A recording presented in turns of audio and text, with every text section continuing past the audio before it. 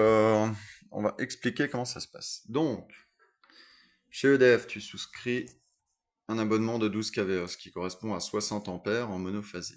Si tu avais été en triphasé, c'est que chaque phase a 60 ampères. Donc ça envoie du pâté. Donc, toi, il t'emmène ton 12 kVA à ton compteur. Ton compteur arrive en dessous, il redistribue à ton disjoncteur d'abonnés. Donc, ce coup-ci, c'est appareil général de coupe-circuit principal. Et ensuite, donc comme j'avais dit avant, ça redistribue à ton tableau. Donc ton tableau qui va avoir forcément minimum un interdifférentiel type A et un de type AC. Et après, selon les besoins, t'en rajoutes un ou t'en rajoutes deux. C'est ton jamais. La règle du tableau, c'est qu'il faut garder 20% de libre dedans. Mais ça, je le redirai à la fin. Donc,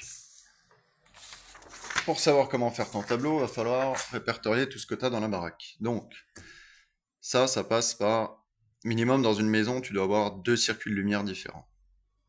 Donc, c'est pour ça que je suis parti sur deux. Tu as les prises de courant, je suis parti sur deux circuits, plus les circuits dédiés, lave-vaisselle, lave-linge, frigo, congélateur, prise extérieure si jamais. Ensuite, tu as deux circuits de volets électriques par exemple. Tu as garage portail que tu peux mettre ensemble, la sonnette que tu pourras coupler avec les volets ou autre chose. L'alarme, bon, on n'en parle pas parce que c'est rare maintenant. Enfin, c'est rare. Disons que c'est soit des trucs qui marchent à pile ou juste sur ce secteur, ça consomme pas énorme. Ton four, plaque de cuisson, chauffe-eau sanitaire, donc le ballon d'eau chaude. Ensuite, si tu as l'électrique en niveau chauffage, on part sur une moyenne de 6 radiateurs en 1000 watts. Hein. Après, ça varie. Prise cuisine dédiée. Donc, quand tu as un plan de travail, tu dois avoir les prises sur un circuit dédié, donc entre 4 et 6 prises. La VMC, donc ta ventilation mécanique contrôlée, qui peut être sur du 10 ampères, du 16 ampères, ça dépend les modèles. Et enfin, ta hotte de cuisine, pareil, que tu pourras coupler avec soit tes volets, soit ta VMC, enfin bref. Donc tout ça, pour expliquer que il y a des règles à respecter. Bon, après, sinon t'adaptes en fonction des puissances des appareils, mais bref. En général, le circuit de lumière, de toute façon, on part sur du 16 ampères. Les prises sur du 20 ampères. Après, c'est de l'adaptatif. Tu peux partir sur des 6 ampères pour les volets, tu sais, les petits trucs. Sonnette 2 ampères, VMC 10, 16 ampères, 20 ampères, c'est jamais. La haute 2 ampères. Les radiateurs, ça va dépendre de combien t'en as couplé sur le même circuit et en fonction de la puissance globale que ça consomme. Bon, là, on est parti entre 16 et 20 ampères parce que ça fait à 16 ampères, tu peux monter à 3500 watts et à 20 ampères, tu montes à 4500 watts. Donc voilà. Et puis c'est rare de trouver des 25 ampères ou des 32. Mais bref. Donc tout ça, ça fait donc des 16 ampères, des 20 ampères, 32 ampères, 2 ampères, machin, ainsi de suite. La règle quand on fait un tableau, c'est que tous les ampérages qu'il y a là, donc 20 ampères, 16 ampères, tu divises tout par, enfin, tu répertories,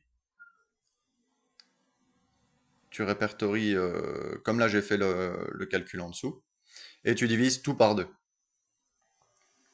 Et ça va te donner un total. La seule chose que tu ne dois pas diviser, ce sont les radiateurs qui sont du chauffage. Ça, on ne divise pas l'ampérage. On le garde comme tel. Le chauffe-eau et, ce qui n'a pas ici, une bande de recharge de véhicule électrique. Donc, on arrive à 200 ampères. Sauf que il faut un circuit dédié en plus au tableau pour la prise que je t'ai parlé tout à l'heure.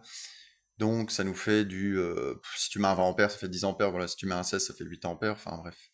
Donc, ça te fait 200, 210 ampères en vrai. Donc, on va le diviser. Si tu le divises par deux, ça fait 100 ampères. Donc c'est pas possible des interdifférentiels, nos interdifférentiels de tout à l'heure. Là, c'est pas possible d'en avoir que deux avec 100 ampères parce que tu as 60 ampères en arrivée. Donc il faut minimum 3.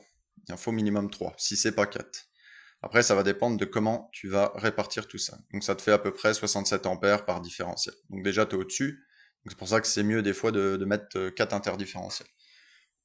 Mais on va partir sur la base de 3. Parce que de toute façon, ce qu'il faut savoir, c'est que quand bien même au maxi du maxi, ça te tirerait 210 ampères, et encore, c'est plus compliqué que ça, jamais tout va tirer en même temps. Je veux dire, ton lave-vaisselle va pas fonctionner en même temps que le lave-linge. Bon, frigo, congèle, ça fonctionne toujours, mais ça tire pas au maximum de sa puissance tout le temps. Ta sonnette, personne va s'exciter dessus H24, ton garage il va pas dérouler H24, tes volets, tes radiateurs ils vont pas chauffer H24, ton ballon d'eau chaude c'est pareil, toutes tes prises vont pas être en route, tout ton éclairage va pas être en route. Enfin bref, donc jamais tu vas consommer 210 ampères instantés, voilà. Donc voilà.